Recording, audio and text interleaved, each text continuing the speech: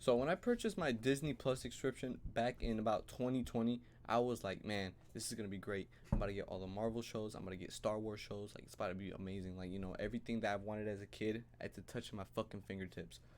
Um, it's been 2 years, and I can say, for the Star Wars side, it's up, but for the Marvel side, it is down here. I just binge watched all 3 episodes of She-Hulk. I know. Had to muster up the courage for that one. It was it was interesting. It was something. It was something. So, She-Hulk, if you guys don't know, is Disney Plus's 40th show this year. It's streaming on Disney Plus. It's gonna be coming out weekly, Thursday. I just don't know why they just don't do like Friday or something. But I mean, all right, whatever. Um, so the story's about Bruce Banner's cousin, Jen. I think that's her name. I can't even remember her name. She's a lawyer. She's a pretty good lawyer. She turns into Hulk, and then has to deal with being Hulk. And she's a female. She's a lawyer. That's literally it. Um, so okay, before I get into the negatives, I want to talk about some actual like positives because there are some things I actually like was like okay, like that's actually pretty good. Like if they keep it like this, I'm actually pretty happy. So the intro, the pacing of the intro was actually really good. Like it cut right to the fucking point, like how she became She Hulk. Um, no fucking 30-minute intro. No, it was literally straight to the fucking point. And I think what helps is that so far these episodes about they manage about maybe around 30 minutes each. So it's probably the shortest MCU show that they have, which God fucking bless. So on top of that, the CGI too. The CGI is not as bad. It's not the greatest, but it is not as bad as it was in that one trailer where it looked like a fucking Photoshop paper just walking across the screen. Thankfully, it wasn't that. So it was kind of eye pleasing, but not really. The third thing, Megan the Stallion, she fucking shows up out of nowhere. I didn't even know like she was in the fucking show, so that was a pleasant surprise. Um, she's got a post credit scene, which I mean I'm sure you guys have seen that. Where She Hulk's fucking twerking. So that's interesting. And the fourth show, probably my fucking favorite character. Okay, okay, but probably my favorite character is Tim Roth, the guy that plays Abomination. Abomination is low key fucking the best part about this show so far. He's like he is like Korg, but like he's like the way he's like man. Like he does like that like impression, but Abomination is like he is just so fucking funny, bro. He's got like 8 different soulmates, and he talks about like being rehabilitated, and he's just funny. Like the delivery of his dialogue is so fucking hilarious.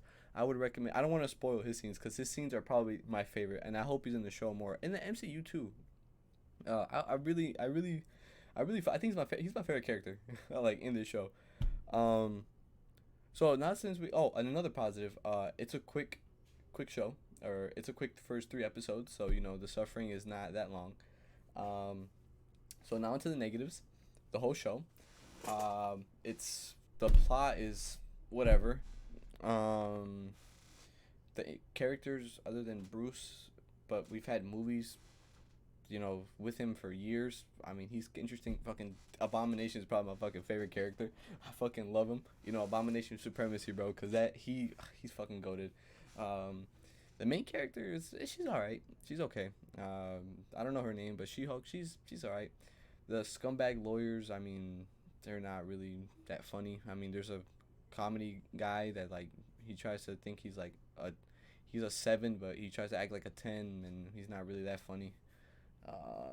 What else? These dudes that jump She-Hulk robbed construction worker as guardians, and they had like cool helmets and shit, and they were trying to get her blood for whatever reason. Um,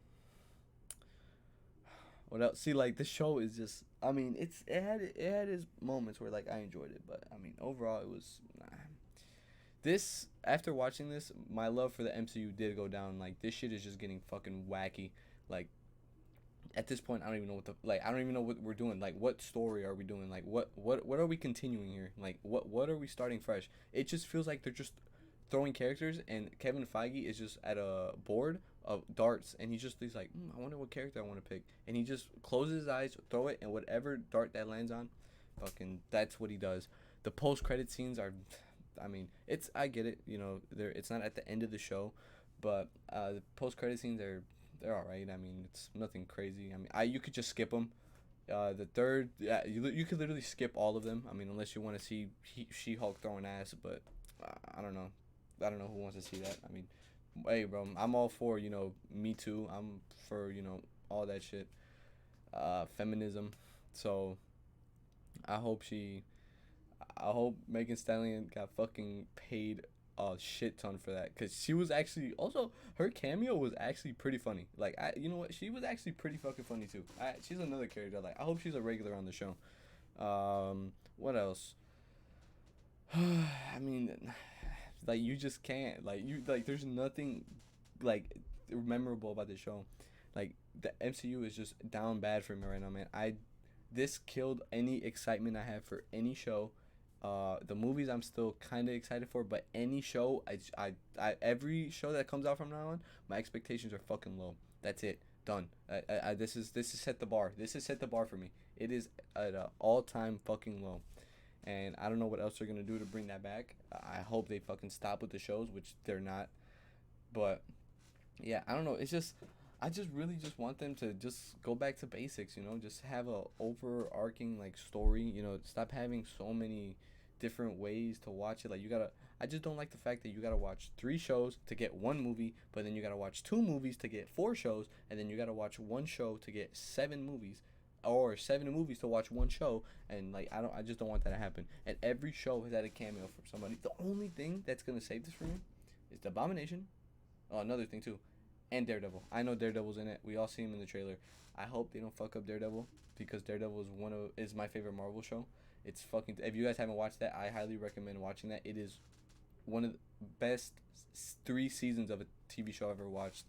Um, so yeah, I hope you guys do watch that. I hope you guys don't watch this. Or if you do, yeah, hey, it's all cool. If you haven't watched it, like, it's all good. Like, if you haven't watched it, I'm just trying to give a recommendation. If you guys do or watch She-Hulk, I feel like you should watch Daredevil first, because Daredevil's gonna give you a better character, like, assessment of Daredevil than She-Hulk is, because I feel like they're gonna like change his character into like something like maybe more like more comedic relief, or like he's not gonna be as serious or as brutal as he was in Daredevil. So I would recommend watching Daredevil before this, because they're both lawyers. I'm not a lawyer. I don't know if the lawyering is accurate. I don't know what to call that. I mean, she just said, like, all she said was him not guilty, and they were just like, okay, okay. It didn't happen like that, but it's kind of like, some fact. Like, I don't believe she is. I don't believe anybody in the show is a fucking lawyer. Like, they're just talking. So yeah, I just wanted to just talk about that, because the MCU is just down bad right now. So yeah, that's all I wanted to say. See ya.